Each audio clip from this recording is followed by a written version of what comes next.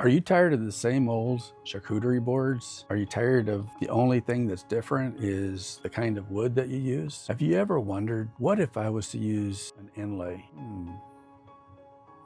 Maybe I should use a wood inlay or an epoxy inlay. They both look amazing, but there's a big difference in the process to using both of those materials. Today, we're gonna go head to head, wood, epoxy, inlays. We're gonna go over the pros and cons to using both. By the end of the video, I know you're gonna decide which one of those processes is good for you. Stick around till the end, because I wanna share with you the process that I like to use and why. Let's get started. Let's talk about the materials you're gonna need. Epoxy first. You're gonna need a resin and you're going to need a hardener. Setting times takes longer to cure, but a little bit more time to mix it and to pour it, so you can be a little bit slower and more deliberate. However, it takes longer to dry. That's the downside. You're going to need some pigments, you're going to need some dye, or you're going to need some powder in order to change the color of your epoxy. When it comes out of the can, it's just clear. You're going to need a CNC machine, or you're going to need a router. In today's example, I'm going to use a laser engraver. You're going to need mixing cups, stirring sticks, a few napkins, and maybe even a damp cloth just to wipe your hands in case you spill something. This stuff's pretty sticky. For the wood inlays, you're going to need a variety of wood species. So if you're going to put one inlay into another piece of wood, you want them to be different types of wood because the color is different. You're also going to need a bandsaw or a scroll saw or a router or even a laser to cut out the pocket for your wood inlay. You're also going to need some glue. I like to use Titebond 3 because it's waterproof and it's also food safe. It's also good for outdoors. Not that it matters here, but you get the idea. You might even need like a X-Acto knife or something like that in case you got to trim out something. And of course, both of these processes, you're going to need some sandpaper or a way to finish the board once you're done. So a drum sander, a planer, an orbital sander. Now that we've got everything we need, let's get ready with the first process. Inlays, you're up. I have 5 steps. First, you need to decide on a design, and you need to create the recessed area in your wood. That's also called a pocket. And so that recessed wood is going to hold your epoxy when you pour it. I'm going to use a laser engraver, and that's basically going to burn out the pattern inside the wood. That's step number 1. Step number 2, and some people kind of forget this step or they don't use this step. It's a little risky, but step 2 is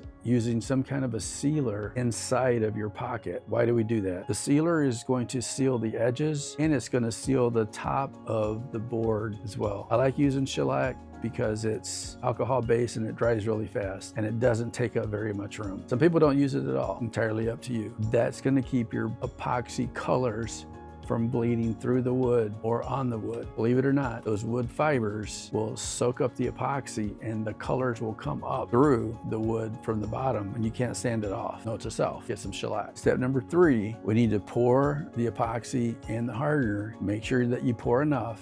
It's kind of expensive and it feels kind of wasteful if you mix too much, but you don't have time to go back and mix some more once you've gotten started. Most of the epoxies are 2 to 1, 2 to 1. The epoxy, as you're stirring it, will get hot or at least warm. So careful you don't put your hands in there. Be careful when you're stirring it. Try to stir it nice and smooth. That way you don't create air bubbles or air pockets inside the epoxy. We'll talk more about that in just a few minutes. If you're gonna do a single color, get whatever you have drops or the powder or the flakes, whatever you're gonna put in, mix those in, stir it up real good again, another minute or so. Now keep in mind, if your resin is a 10-minute hardener, you've already used up 2 minutes just stirring it up. Now you've got 8 minutes. So you're kind of on the timer here. Okay, when it comes time to pouring the epoxy, all right, if it's one design and it's pretty big, it's pretty easy. Take your cup and just kind of pour until it fills it up. If your design is pretty elaborate, very intricate turns and curves, and then take something really thin like a sewing needle and outline all of your designs. It's a little tip that I learned. I used a straw once. It was thin coffee straw. Didn't think much about it, but there's air inside that straw. And as you're stirring it, you're putting air inside the epoxy and that creates air bubbles in there. Once you finish filling the inlays with the epoxy, you want to fill it just a little bit over the top because remember, you're going to sand that flush anyway. And you'll begin to notice as it starts to dry that you get these little air bubbles. This is what I was talking about earlier. You get these little air bubbles that come up. You want to get like a handheld torch, all right? You can buy them at Menards for $2 and simply go over the areas where you see the little bubbles. Don't get real close because you'll cook the epoxy and you might burn the wood. Or just get close enough so that the wood hits the epoxy and it will evaporate those air bubbles pretty quick. So just a quick once over. Kind of keep your eye on that for the first 5 or 6 minutes while your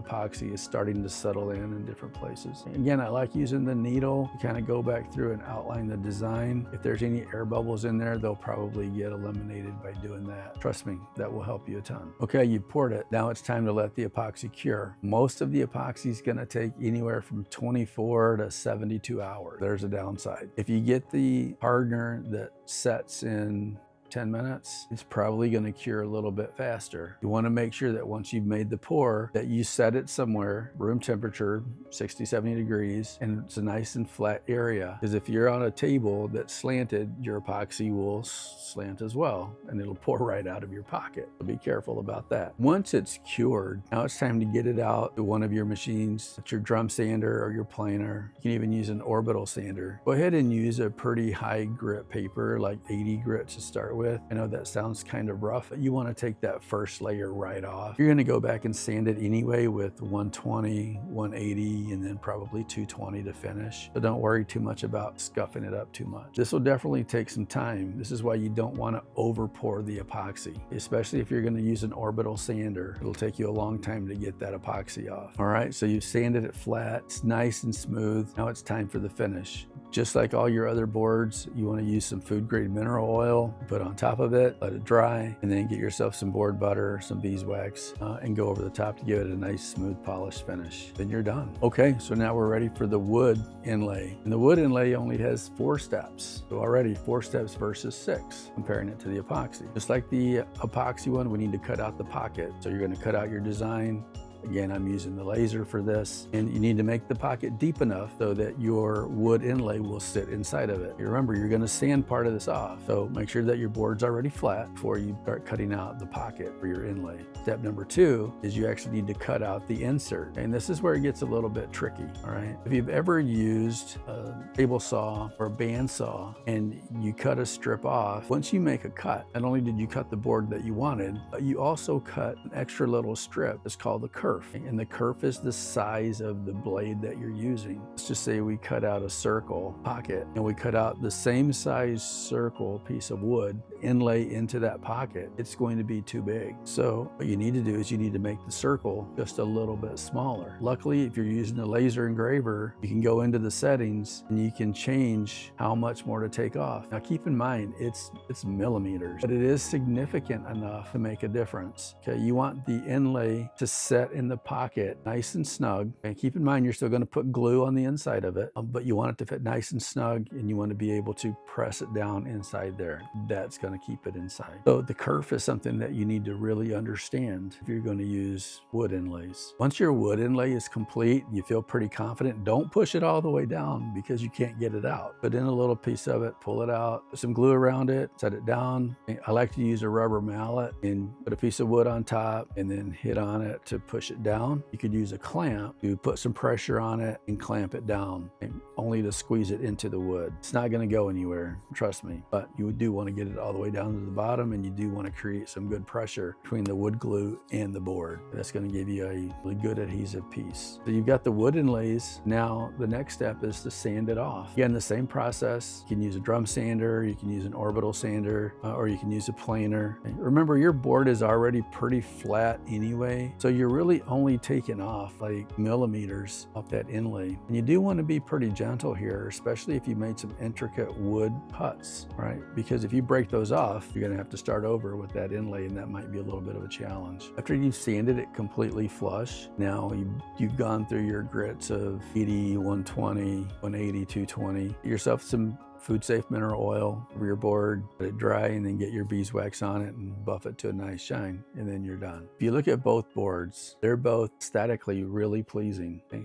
The epoxy, you got a higher degree of colors that you can use, more vibrant colors. You can do metallics, you can do glitters, you can do a variation of colors together, all mixed in.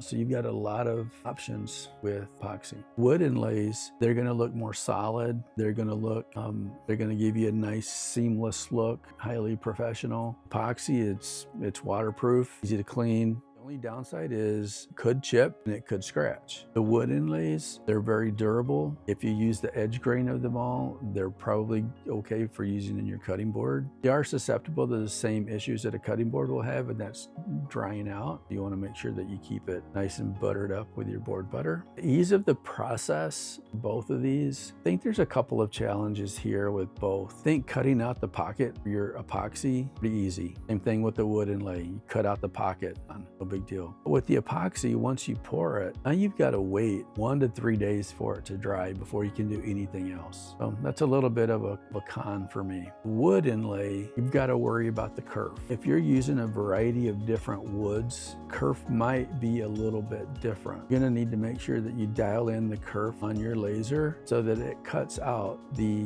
exact size to put inside the pocket. There's a few guys out there, Louisiana hobby guy, he does a lot of work with lasers. He's got a few techniques to help you narrow that down.